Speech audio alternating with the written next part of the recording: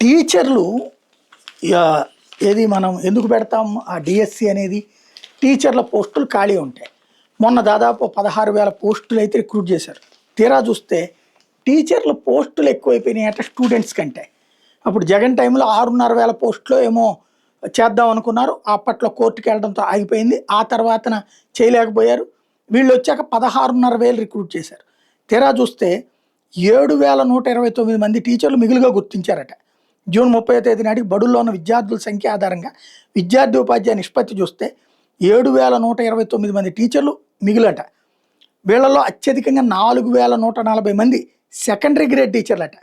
Last year చేపట్టిన బదిలీలో దాదాపు 4,800 మంది స్కూల్ అసిస్టెంట్లు మిగులు తేలితే వాళ్ళలో ఎంపీఎస్ మోడల్ ప్రైమరీ స్కూళ్ళలో హెచ్ఎంలుగా సర్దుబాటు చేశారట. ఇప్పుడు ఏడాది హెచ్ఈటీలు అత్యధికంగా మిగులుగా గుర్తించారు. మిగిలిన 2,989 మంది స్కూల్ అసిస్టెంట్లు ఉన్నారు.